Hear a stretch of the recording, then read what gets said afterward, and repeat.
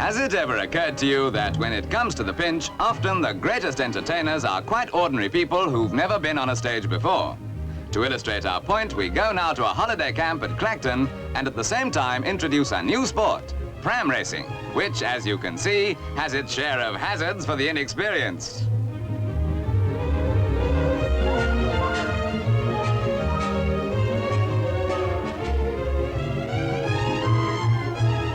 The point we're making is that even at holiday camps where everything is so well organized for you, it's often the campers themselves who provide the fun. Take pram racing now. You won't find it in any of the sporting handbooks, but it has all the thrills, spills and entertainment of the better-known events. In fact, at this makeshift racecourse, the only thing missing is the bookie's enclosure. No sign of big race nerves. They're away first time.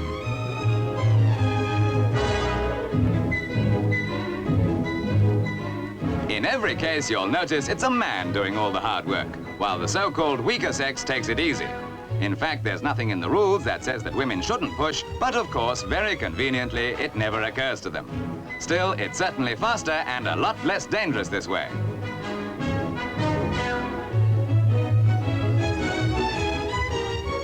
Two laps of the 200 yards track is a lot more strenuous than you might think, especially to chaps who only do a few minutes training a day, catching the early morning train.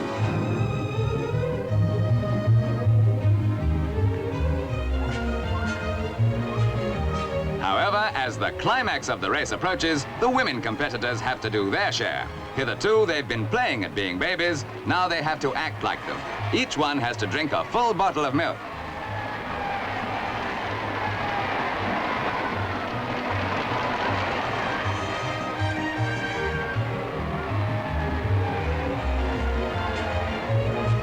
It doesn't follow, of course, that the girl with the most exercised mouthpiece always wins, but one thing is certain. As horse racing is known as the sport of kings, we're surely justified in naming pram racing the sport of babes, in every sense.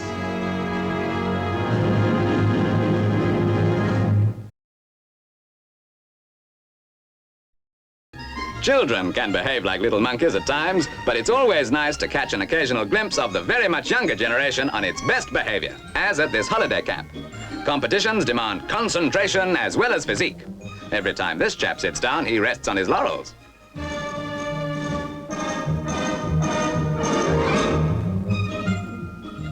You prefer something more active? This wheelbarrow race has a new slant. The prize, a stick of rock, is actually there in front of you. All you have to do is to catch up with it.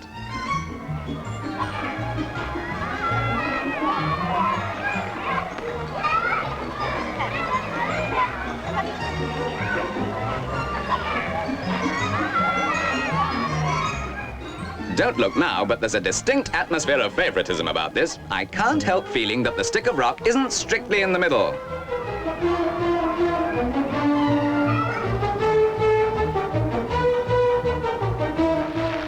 The big item of the day, naturally, is the final of the beauty contest. Average vital statistics, 18, 19 and a half, 22. Ambitions from left to right, to be a model, to be a model, to be a model.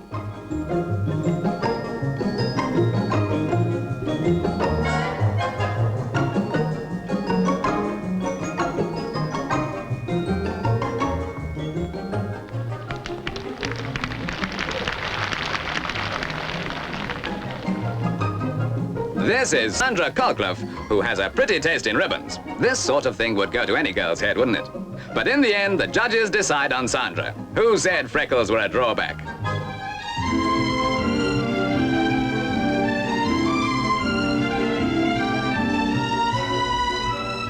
Over to the gentleman. This is Peter Hall, who's already busted 3 tape measures.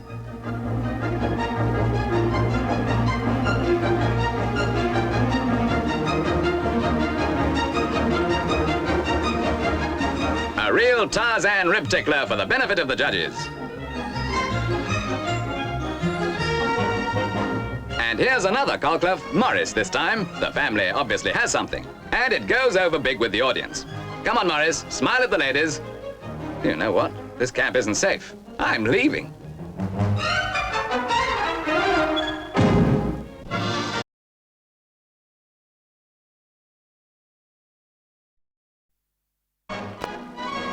from shoes that are different, to say the least, to a swimming gala with a difference. One in which anything can happen and probably does.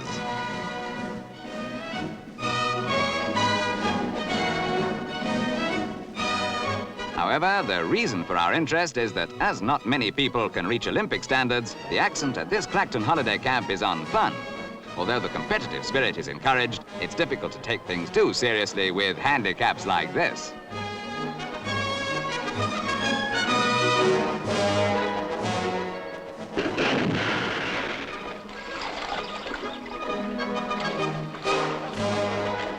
Although a three-legged swimming race is not the sort of thing at which one gets much practice, the standard, as you can see, is remarkably high.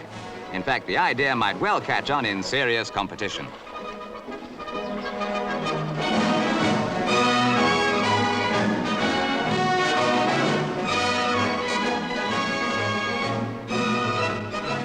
For competitors who preferred not to get themselves wet if they could help it, transport was laid on. Unconventional by our standards, admittedly, but on the other hand, these boats are not really so far removed from the coracles of Wales and the tub-like basket craft seen in parts of the Far East.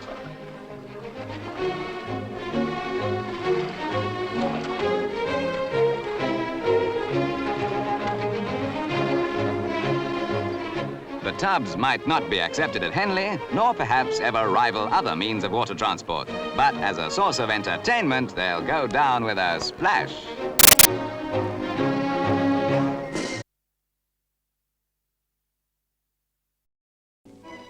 The glory of ancient Rome is a theme which lends itself to dramatization, and much has been written and indeed filmed, fact and fiction, about such Roman spectacles as the arena. On this occasion, however, we thought it would be a pleasant change to watch a less serious approach to the subject of chariot racing, for example. And at a holiday camp in Filey, Yorkshire, the accent is not on authenticity, but on fun.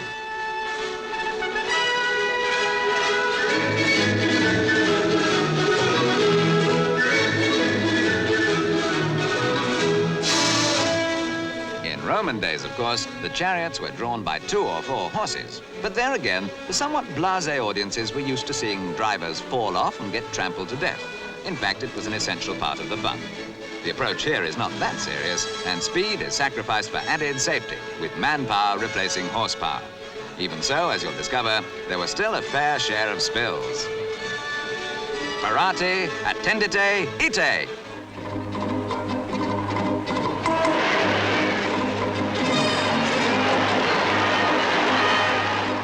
Another enlightening thing about the Roman version is that heavy betting took place, and members of the crowd won and lost fortunes. So woe betide any driver who let them down. In this case, it's merely the honor of the house at stake. Did someone say merely?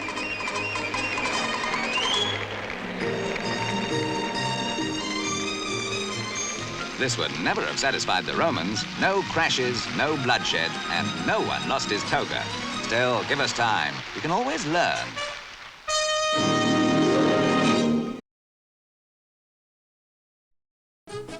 Another problem that has never really been settled, and probably never will, how to eat spaghetti gracefully. However, on this occasion, all that is being thrown to the winds in the cause of speed, for this is a spaghetti eating race. The location is a holiday camp at Clacton, and what the competitors may lack in experience, they make up for in enthusiasm. They're under starters' orders, and they're off. Soon they're settling down well, shoveling it in scientifically, no bumping and boring, just hard chewing, swallowing, and getting the feel of this long, winding course.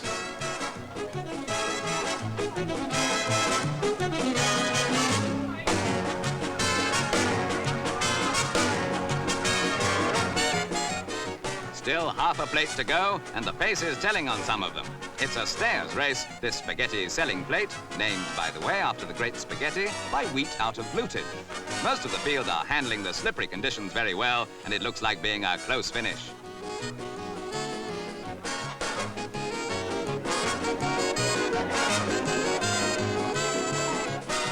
They're in the straight now where stamina tells, and some are beginning to fade. Only 6 mouthfuls to go, and they're still munching mouth and mouth, teeth clicking, jaws pounding, and from nowhere comes an outsider, Little Susan, with an all-consuming final burst. Some of the others are still bursting. Of course, you don't need skis to turn people's heads. All you need is a pretty face and the correct vital statistics. But have you noticed that even bathing beauty competitions are losing some of their appeal? These days, the trend often seems to be towards the novelty contest, and at this Clacton holiday camp, we found one for Dad. Whether he's a chubby hubby or a slim Jim, the winner is the one whose shape best fits the cutouts.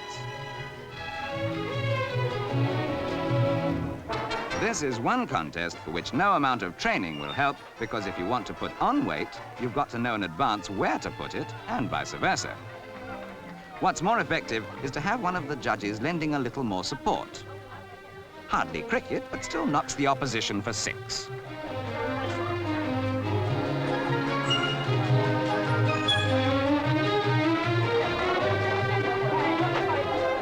Not exactly a prestige event, yet competition is nevertheless quite fierce, even though the chances of most are obviously slim.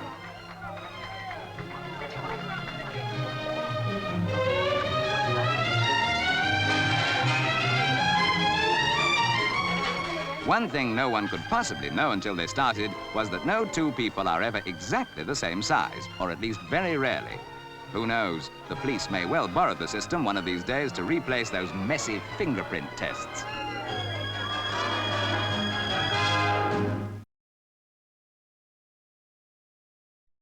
Girls at a holiday camp in Clacton aren't allowed a machine, not even a needle, only string and a pile of oddments, handkerchiefs and dusters and the like.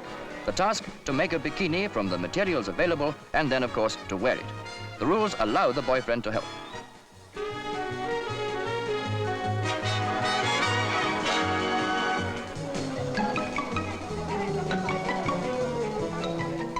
Looks easy, doesn't it? But just you try it. The trouble is, material is flat and the girls aren't.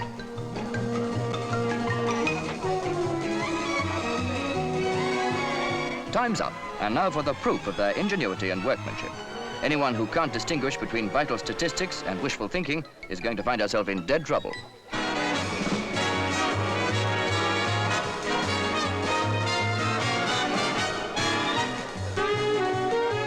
Any problems there may have been, such as string not being the same as elastic, have apparently been solved. Everyone who went in has come out. Imagination and ingenuity have conquered every difficulty, including, to a certain extent, the laws of gravity.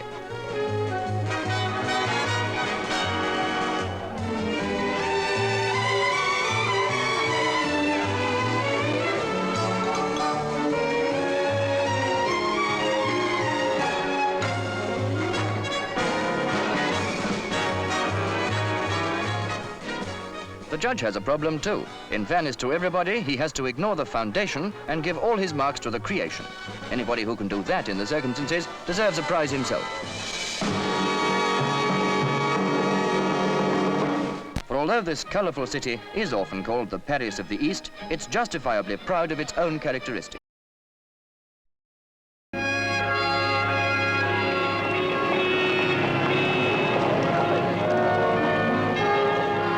City of traffic, congested city of noise, your city. Any city where life has become close-packed, where massive buildings blot out the sky already dirtied by too much smoke, where children must dream of sweet grass, of far sights, and water enough to be called the Broads. Selhurst Broad, this glittering stretch of Norfolk. Here is a dream come true for the youngsters of cities left far behind. A week of adventure. That's the holiday these youngsters are having. 7 adventurous days in a treasure island world of sailing boats and a rippling wind that sings of pirates. Still dreaming? Of course they are. They're in dreamland. Away from the city. But there's a city-sounding name behind this dream, the National Association of Youth Clubs.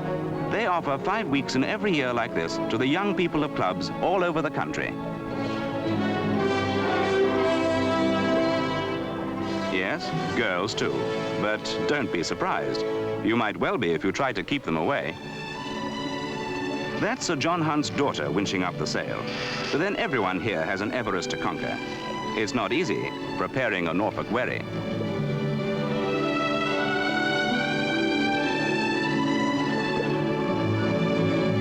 Probably this is the last of the graceful sailing barges designed to trade on the Broads. The city called them inefficient, too slow, too old. Speed, the city still urges. But watch the majesty of that sail rising, to fill with pride.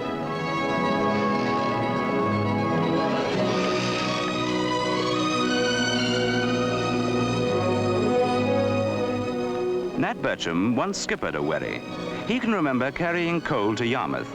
Now it's the children of coal-smutted cities he carries, teaching them sailing and sending them home with stories of a world gone by.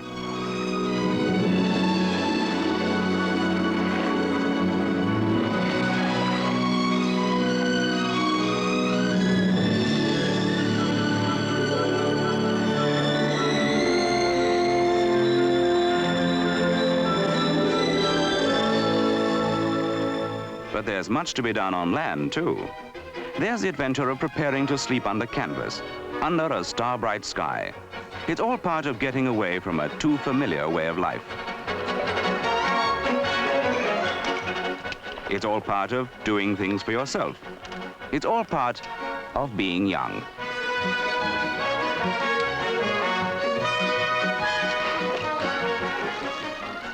She had smoke in her eyes when she came, but now she can rub it away to see her first meal.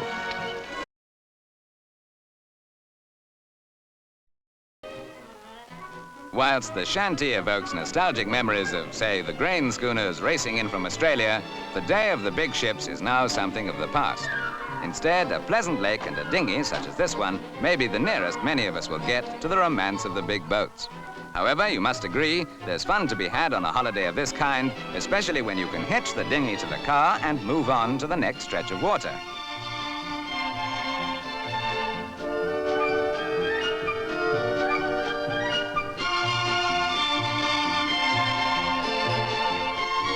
But now you have found a quiet lake for the dinghy, you may well decide to spend a few days in the same place.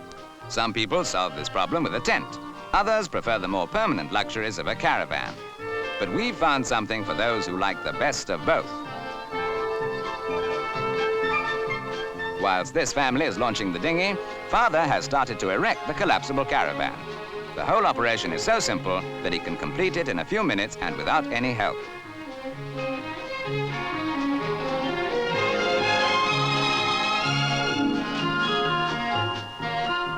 Made by a Nottingham firm, it's designed to carry all the equipment needed for camping, and when erected, will sleep 4 people.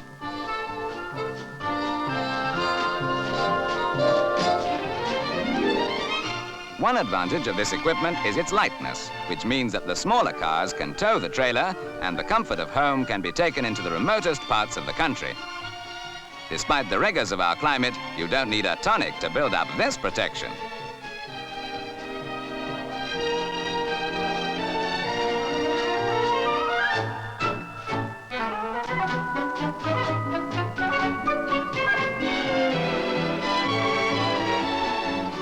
Now that the home is almost up, it's time for the furniture to be brought out. We've certainly come a long way from the days of the campfire and a blanket.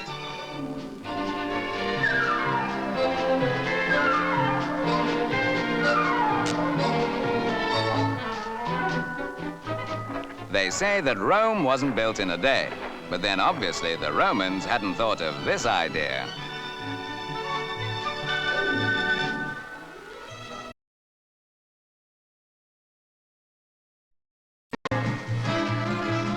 But even cars and horses have their limitations when it comes to a large family like the Fosters from Ruskington in Lincolnshire.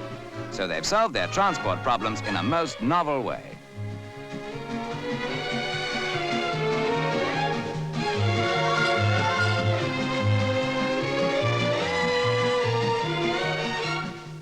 This 20th century wagon train is led by GPO clerk Jim Foster on his eye-catching bicycle made for 4. As a family, the Fosters have been cycling for 10 years, starting with an ordinary tandem and sidecar.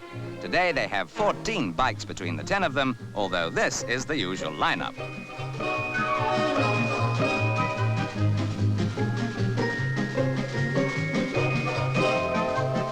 To go on holiday with a family of this size would probably need Mr. Foster's entire wages for the year. but refusing to be saddled, as it were, with rail fares and hotel bills, they pack their own tents, they can afford to get away as often as possible.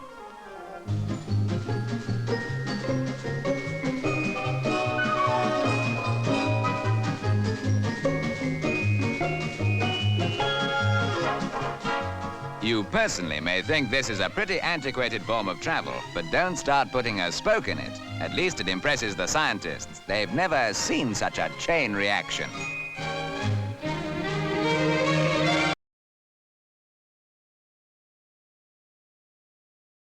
As to take a trip on the Santa Fe stage.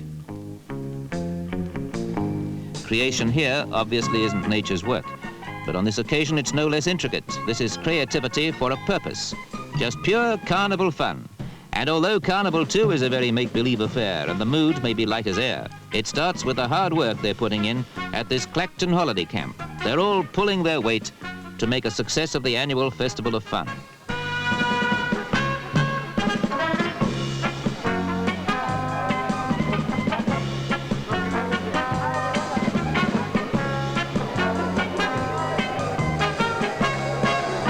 This is the day of beauty queens and princesses, or anyone who likes to look good in a swimsuit.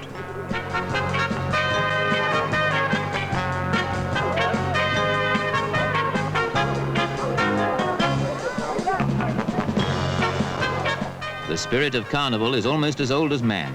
It's the annual winter binge, the parade of all kinds of human passion before the strictures of a religiously observed Lent. But this is a hark back to the height of the Clacton holiday season, so you can enjoy yourself almost all the year long. Away you go then.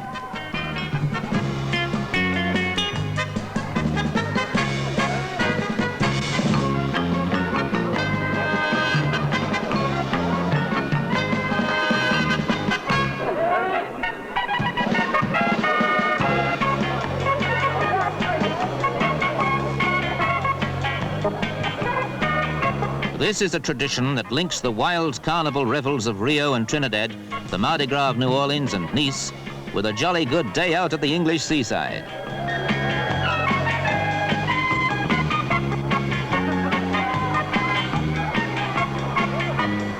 But it wouldn't be make-believe to say that this isn't the first time the Vikings have sailed into Essex.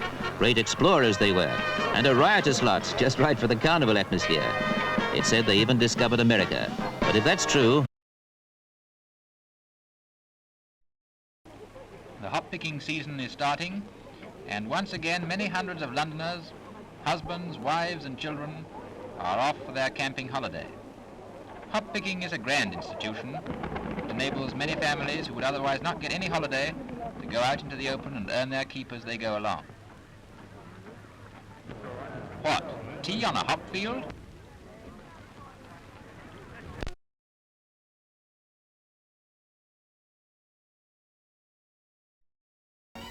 You don't have to speak the language, but you do have to stop. This typical continental road barrier gives an authentic touch to the British Caravan Club's weekend camp in Drayton Manor Park, Staffordshire.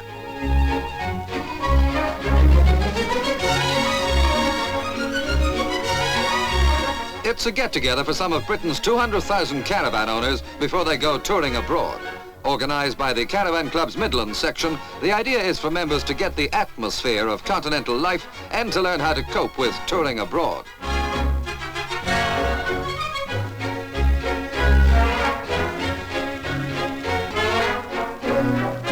The camp is divided into sections, each representing different countries, and all driving is on the right-hand side of the road. Expert instructors teach currency values, continental road signs, and international camping rules.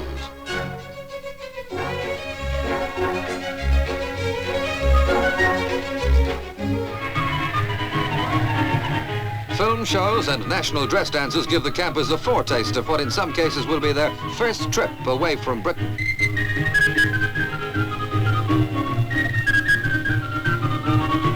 Thanks to their weekend, they'll be able to take their caravan homes across the channel and feel at home. The sun is nature's paintbrush, and sunshine the gold that lies beyond the rainbow. The sun is the gentle hand that wakes the blossom and draws back the curtain of darkness, bringing beauty into the drowsy world.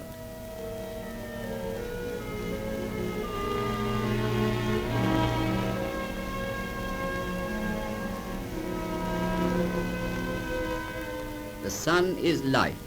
Life for the fields of corn, which in turn give life to man, his daily bread.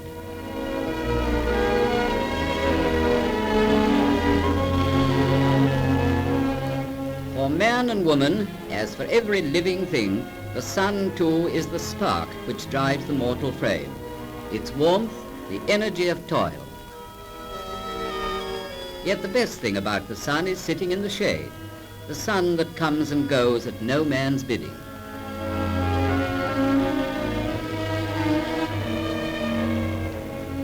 Sunshine makes the summer. It's the magnet which draws youth out to play. From office and school, farm and factory, youth greets the sun as the playmate of leisure.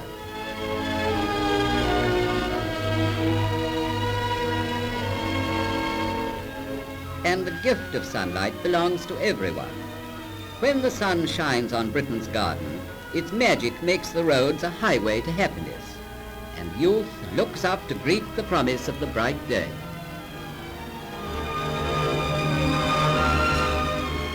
But summer is a fleeting season, and the sun is not prodigal with its blessings to our island. So youth seeks the sunshine eagerly, knowing as surely as the moon comes up that the autumn and winter are round the corner, and that today must be lived before the sun goes down.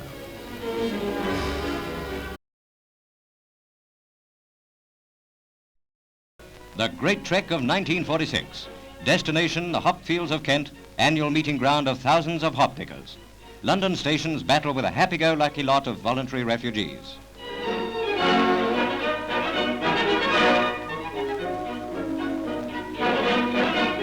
At Kent's Paddock Wood, first job is fixing up the home. Everybody's there, not forgetting the dog. You make your own mattress. And anyway, after a day's hop picking, you're so tired you could sleep in a clothesline.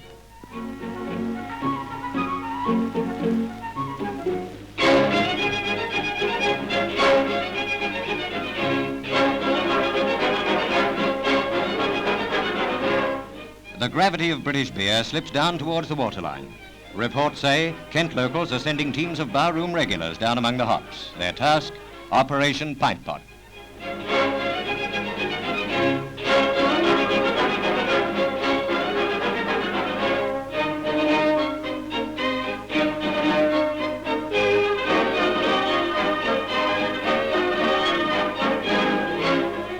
Young and old, each year new faces come and old ones disappear. But the labor of the hands goes on with the inevitable endless rhythm of the harvest season.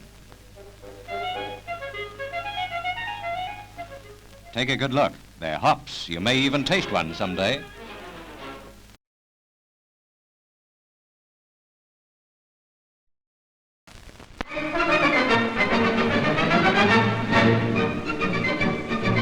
The hop pickers are busy again as the men pull down the long vines for the hops to be picked off by hand. Each year, London families make it a holiday with pay. It's open-air work that old hands can do as well as young. Maybe she's gone hopping ever since she, too, was a baby on her mother's knee. They're paid by the bushel of hops picked. In some places, small hops meant more work for the same money. And that's enough to make anyone hopping mad, anyone, that is, except the mechanical picker. Here, the vines, fastened to a belt, are carried slowly past the picker, which strips them, dropping the hops onto a conveyor belt. With the mechanical picker, 30 people can do the work of 300 and do it in comfort. Finally, the hops are fed into sacks ready for drying. By the way, hops put the bitter in your wallop, and not the wallop in your bitter.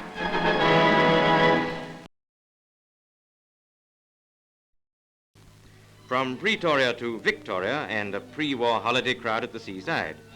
Remember the rush and the crush and the scramble? The idea then was to go down to the sea in trips and ships with the rest of the world and his wife. It's rather different today, isn't it? And all because? There's a war on. Quite right, my friend. So now with the car put away and a shortage of petrol and transport, why not try a holiday on the river?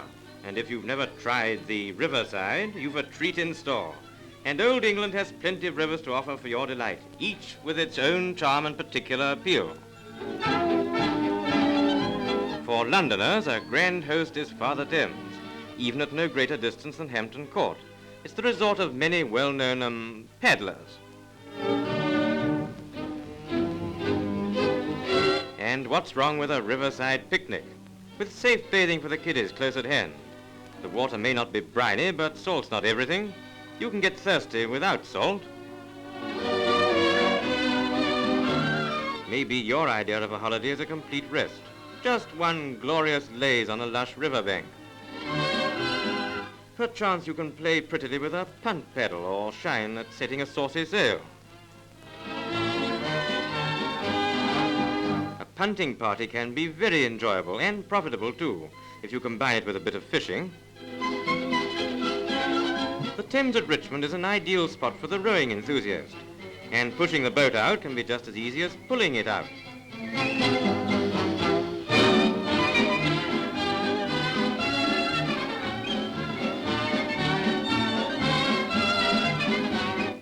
For miles along the banks of the Thames, there are lawns where you needn't keep off the grass, where you can take your ease or your tease and watch the gay traffic of London's own river. It's an eye-opener, especially for those who thought that such simple pleasures were hardly worthwhile. Yes, George, a holiday on the river can be as restful and recuperative as a seaside jaunt. And if you've a mind and a tent, you can stay at your own hotel. The joys of the river are boundless. Bless 'em all. Finally. And this way, please, for the river, good old Father Thames. He's been a grand host to the thousands of home holiday makers who found that a longer journey was certainly not necessary, except for our friends the Americans. Maidenhead Reach, where these scenes were taken, is where the old toll gate was thrown in triumph into the river the year before the First Great War. But do they care? Certainly not.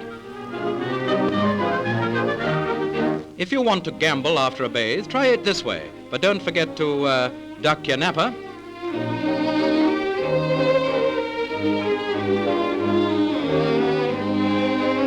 There's no end to the number of ways in which you can enjoy a river holiday. These are some of the quieter ways, and you can be sure of a bite either from a midge or a minnow. Picnicking on Thames side is a very popular idea. The meadows are lush and they go well with the stove, that is, if the stove goes well. And if there should be a shower, you've got your little canvas home quite handy. There's romance on the river too, my lad. If you haven't your own boat, you can borrow a paddle steamer and go places. All of them delightful. But pushing your own boat out is the best way, and you needn't always push it. What's wrong with rigging up a sail?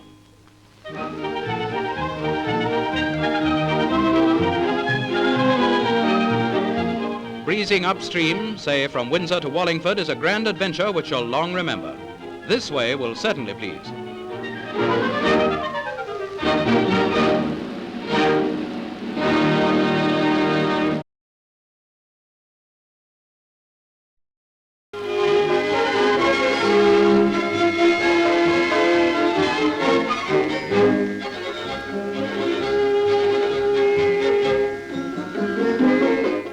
From the Agriculture Information Bureau in Trafalgar Square, let's watch how other Eves step out to do their bit by lending a hand on the land. Under the scheme, men and women on the home front are invited to spend their holidays in one of the many camps up and down the country, and at the same time help the farmer with his crops. Pay is at the rate of $1 an hour, and the cost of keep, 28 shillings a week, so that the holiday maker can show a profit after paying all expenses.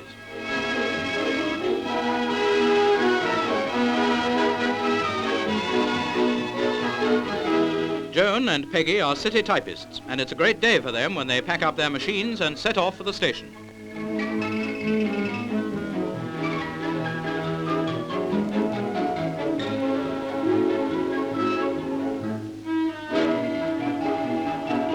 They are bound for a holiday camp in Bedfordshire.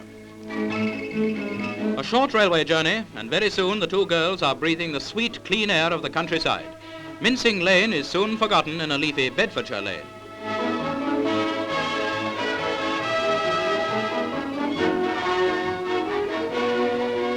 The villagers living near the camp are very sociable.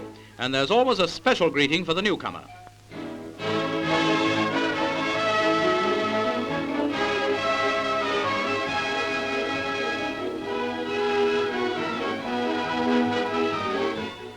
At the camp, the girls are welcomed by the hostess. There is a friendliness and informality about the proceedings that makes the visitors feel quite at home.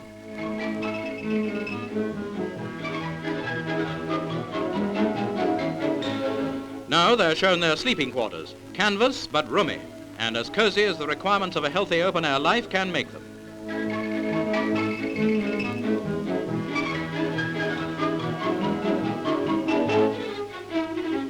Tent Town is an orderly and happy town because there's a lot of fun as well as work. Meredith, they're in. An hour or so before, they were tapping a tiresome typewriter in a stuffy office. Now they can fill their lungs with the bracing air of the countryside.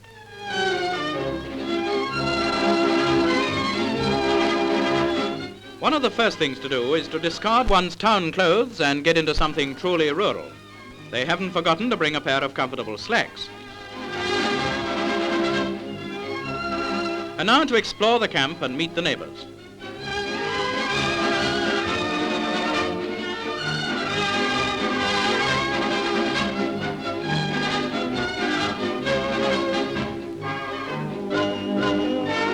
There is a charm and a real restful atmosphere about the whole place that would tempt a visitor to spend a holiday quite apart from helping the farmer.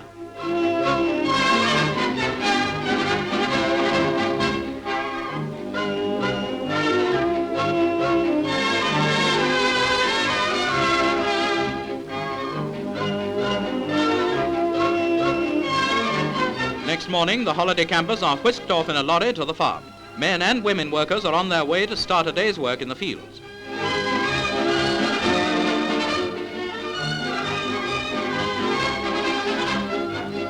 One of their first jobs is cutting cabbages, and the farmer has the knack of showing the newcomers the knack without wasting time or cabbages. Very soon, the whole company of farmers' boys and girls are cutting away as if they've been doing it for years.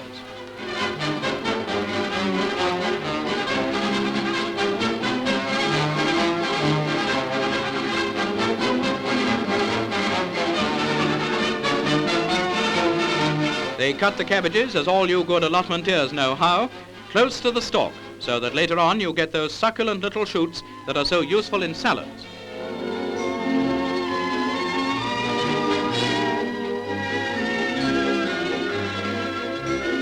After the cutting comes the sacking, not the girls of course, but the cabbages, for market.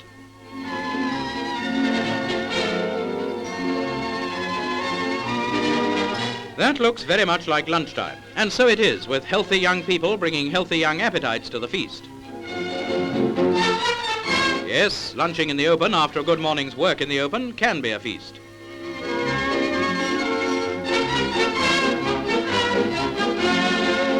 Smiling through. It's the kick they get out of a good holiday with pay, and the satisfaction of knowing that they are serving on the nation's food front at the same time.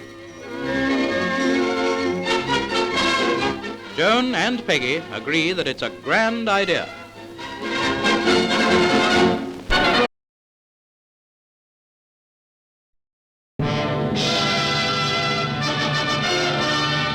At the seaside, all along the coast of Britain, heaven knows how many millions of all ages had a good time in the biggest holiday of the year. In lots of places, the sun proved the weather forecasters to be bad prophets.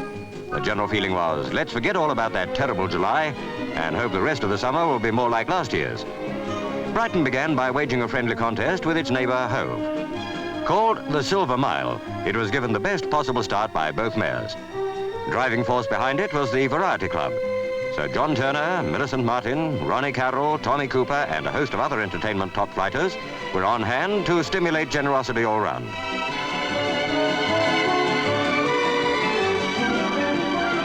Ian Carmichael. The contest goes on for a week to see whether Brighton or Hove is the first to cover a mile with silver coins. They expect to raise several £1,000s for Variety Club charities. Smash and grab proceeds not accepted. Further west, Bournemouth was crowded as usual, and though it was nearer the expected bad weather zone, it was fine to begin with.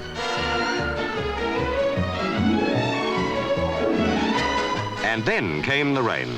Not in any half-hearted way, but as if we hadn't had any since Noah's Ark ran aground. Funny how swimmers will run a mile to get away from these so-called scattered showers. Getting about without a car with a large family needn't be a problem if you have the right sort of tandem. A bicycle made for 4 plus a trailer for the twins, and 6 of the Foster family are well on the road to holiday happiness. Janet and David have an ordinary tandem with 4-year-old Shirley in the sidecar. They live at Ruskington, Lincolnshire, quite untroubled by that 50-mile-an-hour speed limit. Susan has a bike to herself.